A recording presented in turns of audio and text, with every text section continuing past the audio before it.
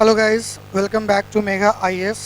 मैं मेहराब शेख और एक बार फिर आपके सामने हाजिर हूँ वोकैबलरी का छठा वीडियो लेकर। आप सोच रहे होंगे कि मैं सिर्फ वोकैबलरी का ही वीडियोज़ क्यों बना रहा हूँ, क्योंकि बहुत ही जल्दी या अनकरीब आपके CHSL के एग्ज़ाम्स हो रहे हैं। 26 से कुछ लोगों का है, अलग अलग डेट्स में। तो CHSL के एग्ज़ाम को ध्यान में रखते हुए मैंने वोकैबलरी का सेशन चुना है, ठीक है। और ये आसान तो नहीं है, मुश्किल भी नहीं है, पर अगर आप इसको रेगुलर प्रैक्टिस करें तो ये आपके लिए बेहतर साबित हो सकता है, ठीक है। इसलिए मैं वोकैबलरी का सेक्शन मैंने अभी चुना हुआ है। बट अगले क्लासेस में, अगले वीडियोज़ में मैं कुछ और भी टॉपिक्स भी ज़रूर इंट्रोड्यूस करूँगा। तो आइए वोकैबलरी का मोस्ट इम्पॉर्टेंट सेशन शुरू करते हैं। और आज का हमारा वर्ड, जो कि ऑलरेडी हम लोग 15 वर्ड कर चुके हैं, तो आज का वर्ड हमारा 16वां वर्ड है पर्टिनेंट। पर्टिनेंट का मतलब होता है संबंधित, यानी किसी चीज़ से रिलेटेड। इसका अगर हम सिनोनिम लिखते हैं तो बहुत सारे वर्ड आ जाते हैं। जैसे रिलेटेड अभी मैंने बोला तो रिलेटेड भी वर्ड आ जाएगा। तो पर्टिनेंट को कैसे याद करेंगे और ये रिलेटेड के लिए, अब इसका कोई एग्जैक्ट ट्रिक तो नहीं बनेगा, क्योंकि बहुत ही ये जो वर्ड है ये कोई वस्तु नहीं है ना, ये एक एब्स्ट्रैक्ट वर्ड है। फिर भी इसको हम बना सकते हैं। पर और यहाँ देखिए, पर है, पर यानी पराया होता है। पर मतलब पराया। अगर हम हिंदी के पर को लेके चलें, पर पराया बोलते हैं। तो जो पराये लोग होते हैं उससे किसी का कोई संबंध नहीं होता है। तो पर्टिनेंट संबंधित, तो पराया का संबंध पर्टिनेंट से रिलेट कर सकते हो। तो रिलेटेड वर्ड आ गया। पॉइंटेड वर्ड आता है, पॉइंटेड है, जर्मेन है, रेलिवेंट भी लिख सकते हो, रेलिवेंट, ठीक है, ये वर्ड आ जाएंगे। और अपोजिट, एक वर्ड APPOSITE, अपोजिट। देखिए, एक ऑपोजिट होता है, एक अपोजिट है, तो ये वाला अलग है। सिग्निफिकेंट भी लिख सकते हैं, सिग्निफिकेंट। और एक वर्ड आप एप्लीकेबल भी लिख सकते हैं, एप्लीकेबल। तो इतने सारे वर्ड हम यहाँ पे ऐड कर सकते हैं पर्टिनेंट के लिए। रिलेटेड हम ऑलरेडी जानते हैं। पॉइंटेड का मतलब क्या हुआ? आप कहोगे सर पॉइंटेड मतलब नुकीला, तीखा भी होता है। हाँ, होता है, लेकिन यहाँ देखिए, पॉइंटेड का मतलब होता है टू द पॉइंट। जैसे आपको इस तैयारी कर रहे हो एग्जाम की, आप जो पढ़ रहे हो वो एग्जाम में नहीं आ रहा, कुछ और आ रहा है, यानी टू द पॉइंट क्वेश्चन नहीं है, तो फिर क्या फ़ायदा हुआ? तो पॉइंटेड है मतलब वो एकदम पॉइंट टू पॉइंट है या आपके टॉपिक से जुड़ा हुआ है, तो ये भी हो जाएगा सिनोनिम। जर्मेन का मतलब ही रिलेटेड होता है। तो बीमारियों से रिलेटेड कई जर्म्स होते हैं, ऐसे आप याद कर सकते हैं जर्मेन को। जर्म से, जर्म्स बहुत सारे होते हैं जिनका रिलेशन बीमारियों से होता है। हम ऐसे जर्म्स के बारे में पढ़ते हैं जो बीमारियां क्या करती हैं, क्रिएट करती है। जैसे मलेरिया का जो जर्म है मादा एनोफिलीज मच्छर। रेलिवेंट यानी संबंधित, ये भी हम जानते हैं। रेलिवेंट आपका रिलेशन जैसा ही वर्ड है, आप उसको वहाँ पे लिंक कर सकते हो कि ये चीज़ उससे रेलिवेंट है या रिलेटेड है। अपोजिट, देखिए अपोजिट क्या बताया मैंने, एक ओ होता है, OPPO, वो उल्टा हो गया। और ये अपोजिट का मतलब है उससे जुड़ा हुआ, संबंधित। इसको कैसे याद करेंगे? अब देखिए, ये अगर हम यहाँ पे ओ मान के चले अपोजिट, तो ये तो उल्टा हो गया ना। तो ये जो अपोजिट है ओ को सीधा कर दिया, यानी कि वो उससे रिलेटेड है, उल्टा नहीं है, उससे संबंधित है। अपोजिट उल्टा है और अपोजिट क्या है, उससे रिलेटेड या संबंधित है, ये हो जाएगा अपोजिट। नेक्स्ट है सिग्निफिकेंट है। सिग्निफिकेंट मतलब होता है सार्थक, ठीक है, यानी कोई ऐसी बात जो किसी बात पॉइंट से जुड़ी हो, किसी चीज़ से जुड़ी हो, उसका वैल्यू हो, इम्पोर्टेंस हो, उसी को सिग्निफिकेंट भी कहते हैं। सिग्निफिकेंट को याद कर लीजिए सिग्नेचर से। भाई आजकल तुम्हारी सिग्नेचर की बहुत वैल्यू है, यानी सिग्निफिकेंट है। सिग्नेचर से सिग्निफिकेंट याद हो जाएगा, क्योंकि SIGN, देखिए साइन का जो इतना अक्षर है ये मैच हो जाता है ना, इसलिए मैंने इसको लिया है सिग्नेचर, NA होगा, सॉरी, सिग्नेचर। तो आपका जो सिग्नेचर है उसकी क्या बहुत ही वैल्यू है, दैट इज सिग्निफिकेंट। और वो रिलेटेड है, वो इररिलेटेड नहीं है। और एप्लीकेबल है मतलब जिसको आप कहीं अप्लाई कर सकते हैं, यूज़ कर सकते हैं, दैट इज़ ऑल्सो रिलेटेड। कि भाई इंग्लिश के ये जो वर्ड्स मैं आपको बता रहा हूँ ये एसएससी एग्ज़ाम्स के लिए एप्लीकेबल है, यानी उससे ही संबंधित है। मैं कोई ये दूसरे एग्ज़ाम्स के बारे में नहीं बता रहा आपको। All words are applicable for SSC exams. तो यहाँ पे एप्लीकेबल मतलब अप्लाई, तो आप इन वर्ड्स को अप्लाई कर सकते हो एसएससी के एग्ज़ाम्स। क्लियर है? चलिए अब इनका हम एंटोनिम कर लेते हैं, अपोजिट। तो रिलेटेड का ही उल्टा कर दीजिए, इररिलेटेड पहले हो जाएगा आपका, इर लगाने से नेगेटिव हो जाता है। रेलिवेंट का बना दीजिए इररेलिवेंट, ये तो इसी का हो गया। पहले हम लोग ऐसे ही करते हैं जिसका बन सकता है, ठीक है। एप्लीकेबल है तो इन एप्लीकेबल कर दीजिए, यानी जो अप्लाई नहीं किया जा सकेगा, इन एप्लीकेबल, नॉट एप्लीकेबल। इनसिग्निफिकेंट कर लीजिए इन सिग्निफिकेंट, यहाँ सिग्निफिकेंट है। तो लगभग 4 वर्ड तो हमारे इन इर लगा के ही हो गए, है ना। अब और कुछ नया वर्ड ले लेते हैं। तो नया वर्ड क्या है? जो उससे रिलेटेड ना हो, ओके, जो उससे रिलेटेड ना हो, यानी कि वो बिल्कुल ही अलग हो। तो टू द पॉइंट या पॉइंटेड, यहाँ हो जाएगा नॉट रिलेटेड, लाइक अब जिसे हम बोल देते हैं एक फ्रेज में आउट ऑफ कोर्स।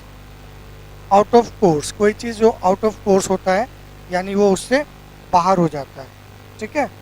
हाँ, उससे बाहर हो जाता है, वो क्या हो जाता है? Out of course. Contradictory and appropriate, contradictory, in appropriate. Contradictory, inappropriate यानी कि उससे रिलेटेड नहीं है। कॉन्ट्राडिक्टरी क्या होता है? अलग, जो आपने तैयारी किया उससे रिलेटेड नहीं है, अलग चीज़ आ रहा है, ठीक है। कॉन्ट्राडिक्शन होता है ना, विरोध टाइप का, तो जो आपने तैयारी किया वो नहीं है, उससे अलग है। इनएप्रोप्रिएट, एप्रोप्रिएट मतलब क्या होता है? सटीक। इनएप्रोप्रिएट है मतलब कि वो चीज़ खराब है, सटीक नहीं है। तो ये हो गए पर्टिनेंट के एंटोनिम। अब आइए अगला वर्ड देखते हैं।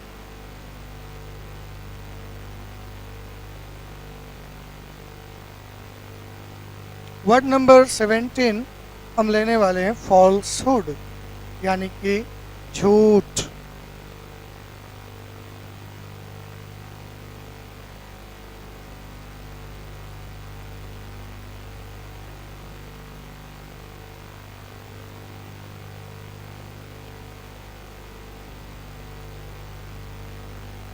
सेवेंटीन नंबर वर्ड हमारा है फॉल्सहुड, ठीक है।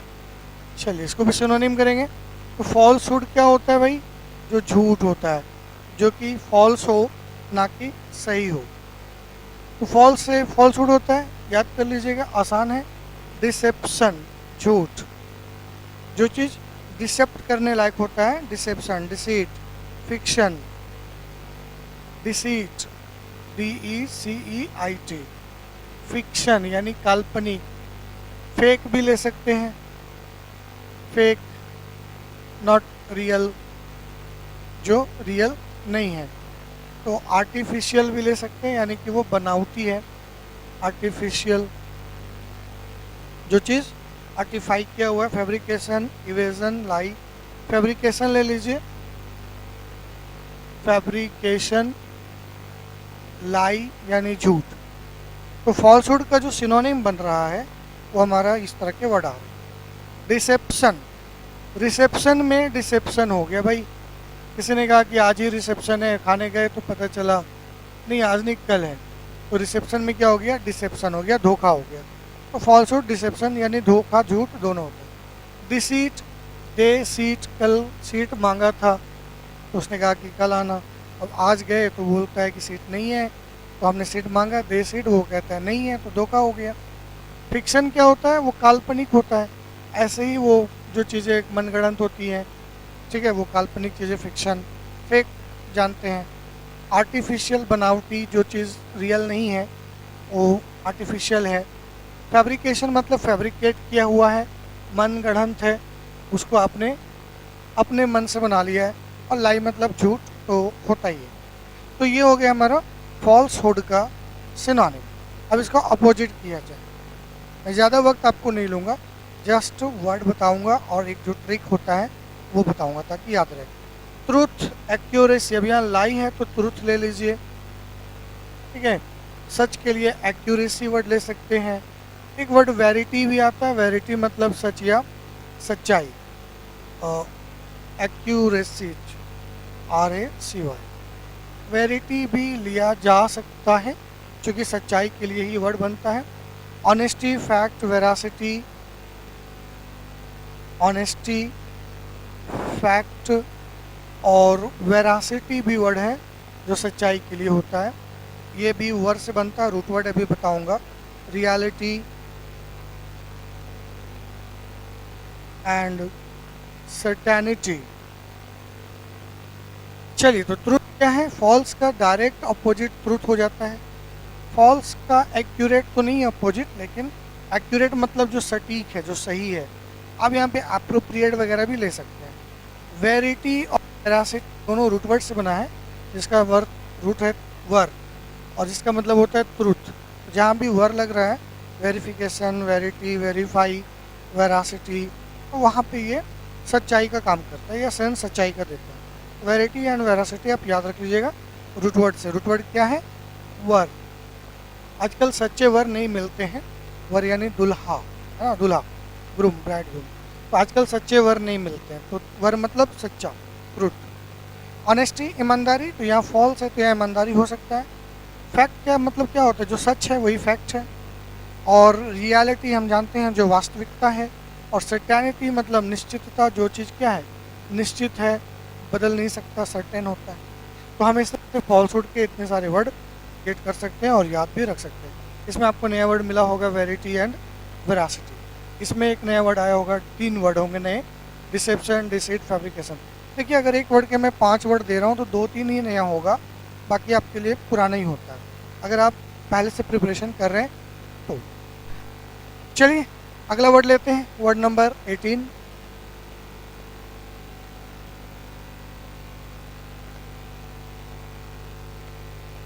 तो हर बार की तरह हम आज भी 3 वर्ड करेंगे।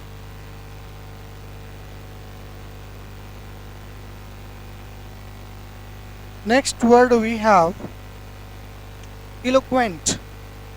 इलोक्वेंट, ये बहुत ही अच्छा वर्ड है। इसको मैं अच्छा इसलिए कह रहा हूँ क्योंकि इसमें रूट वर्ड का यूज़ होता है। अभी मैं आपको बताऊंगा इसमें कौन सा रूट वर्ड है। तो इलोक्वेंट का मतलब होता है सुवक्ता या अच्छी बोली। अगर मैं सिंपल वर्ड में लिखूं तो अच्छा या अच्छी बोली, ठीक है। अभी देखिए इसमें रूट वर्ड क्या होता है?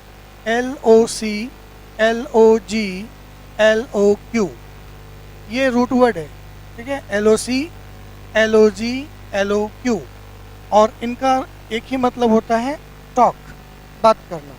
तो वोकैबुलरी में ये बहुत ही इंपॉर्टेंट चीज़ होता है रूट वर्ड। जिस वर्ड में ये रूट वर्ड है वो कहीं ना कहीं क्या करता है, आपको किसी वर्ड का एग्जैक्ट मीनिंग दे देता है। मैं आपको रूट वर्ड की भी क्लास दूंगा and that will be a very great for you, ठीक है। तो इलोक्वेंट का मतलब हो गया अच्छा। अब देखो, इलो मतलब तो नहीं अच्छा होता है, लेकिन लॉक मतलब बोली होता है, तो बोल चाल से जुड़ा हुआ है। सुवक्ता भी कह सकते हैं, जो इलोक्वेंटली बात करता है, बहुत ही अच्छे तरीके से, अच्छे अंदाज में बोलता है। Which one who has the gift of the gap, एक फ्रेज भी आता है ना, जो बोलने में माहिर है, एक्सपर्ट है, who has talent for speaking. तो यहाँ पे इलोक्वेंट उसी तरह के व्यक्ति के लिए यूज किया जाता है। चलिए, तो अब इसके लिए हम सिनोनिम को यूज करेंगे and synonym is expressive, expressive, vivid, ठीक है। और देखिए यहाँ पे ऑरेटर वर्ड में लेना चाहूँगा, लेकिन आप इसका एडजेक्टिव कर देता हूँ, ओरेसी। ओरेसी नहीं, मैं ऑरेटर ही लिख रहा हूँ, चलो ठीक है।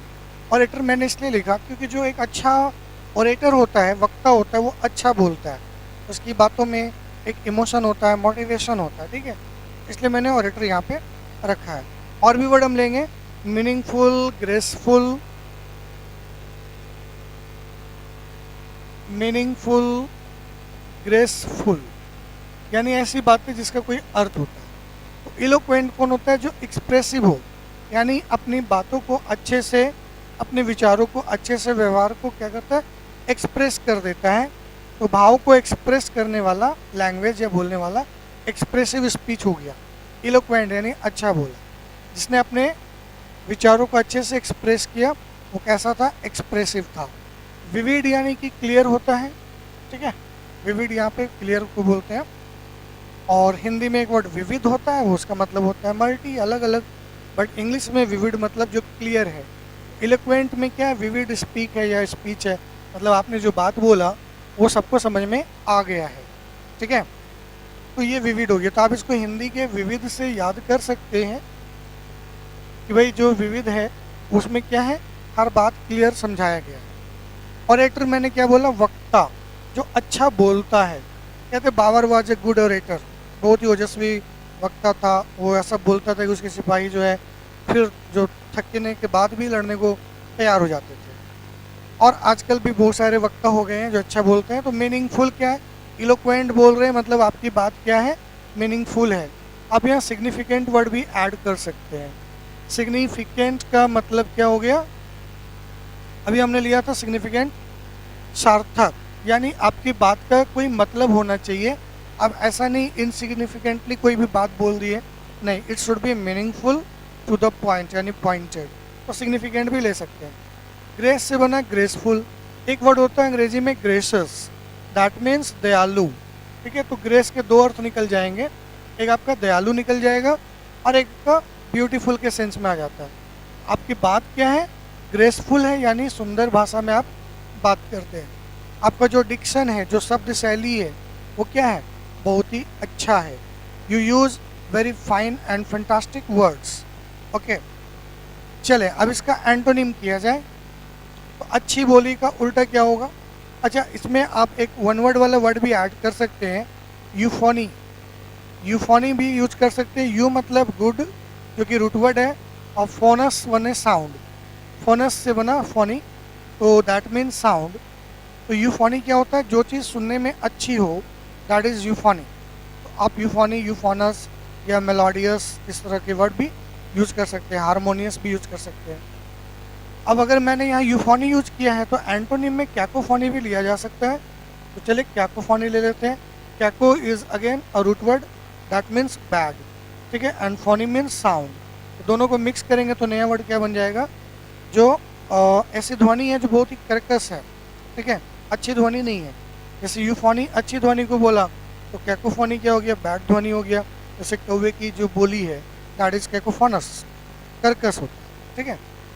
तो ये कैकोफोनी हो गया। इसमें से और कोई हम चेंज कर सकते हैं? एक्सप्रेसिव, विविड, ऑरेटर, ग्रेसस, नहीं। तो कुछ नया वर्ड हम लोग ले लेते हैं। नया वर्ड इसमें आ जाएगा फ्लेक्सिबल और हेजिटेंट। हेजिटेंट यानी जो थोड़ा सा रुक रुक के बात करता है। और भी वर्ड इसमें लिया जा सकता है, मीनिंगलेस, क्लमजी, इनएक्सप्रेसिव, डल। डल ले लेते हैं, मीनिंगलेस ले लेते हैं, चूँकि यहाँ पे मीनिंगफुल आया था तो मीनिंगलेस ले लेंगे। क्लमजी ले लेंगे। क्लमजी बहुत अच्छा वर्ड है, एग्जाम में कई बार आया है। और एक्सप्रेसिव को ही इनएक्सप्रेसिव बना देते हैं। तो दो वर्ड तो हमने इसी से बना लिया, एक्सप्रेसिव, इनएक्सप्रेसिव, ठीक है। और आपका मीनिंगफुल, मीनिंगलेस। तो मैंने कहा था कि दो तीन वर्ड आपको जो है पहले जैसे मतलब मिल जाएंगे, जो ऑलरेडी नोन है। डल हो गया, ठीक है। तो डल मतलब यहाँ पे मंद बुद्धि के सेंस में है, जो इलोक्वेंट नहीं है, यानी बोलता तो है मगर अच्छा नहीं बोलता है, तो वो डल होता है। हेजिटेंट आप जानते हैं, जो हिचकिचाता है, हिचकिचा के बात करता है, वो हेजिटेंट हो गया। हिचकिचाना या हिचकिचाने वाला। डल हो गया मंदबुद्धि। मीनिंगलेस यानी आपकी बात का कोई मतलब नहीं है। इनएक्सप्रेसिव है, यानी आप जो बात कह रहे हैं वो एक्सप्रेस नहीं कर पा रहे अपने विचार को। Your speech is very inexpressive. And clumsy, clumsy is again synonym of dull, ठीक है। क्लमजी का मतलब होता है जो दूसरों से पूछ के काम करता है, अपना दिमाग नहीं लगाता, बिकॉज वो उसके पास उतना माइंड है नहीं, वो उतना सोच सकता है, तो वो क्लमजी होता है। क्लमजी का मतलब ऐसा भी लिया जाता है कि जो काम करने में थोड़ा सा स्लोथ है, स्लोथ, SLOTH, ठीक है, स्लोथ है, मतलब डल है, लेज़ी है, इनएक्टिव है, उसको भी हम लोग क्लमजी ही बोलते हैं। तो क्लमजी के कई वर्ड मीनिंग होते हैं इसके, और ये एंटोसिनो के साथ साथ वन वर्ड में भी पूछा जाता है। तो आज के लिए इतना ही, जैसा कि हमने रूटीन बनाया है 3-3 वर्ड का हर क्लास में, तो आज का हो गया। इसमें कहीं कोई कन्फ्यूजन है तो कमेंट में आप बता सकते हैं, और अगर और भी वर्ड आप ऐड करना चाहें तो वो भी आप ऐड कर सकते हैं। तो मिलते हैं नेक्स्ट वीडियो में। Thank you.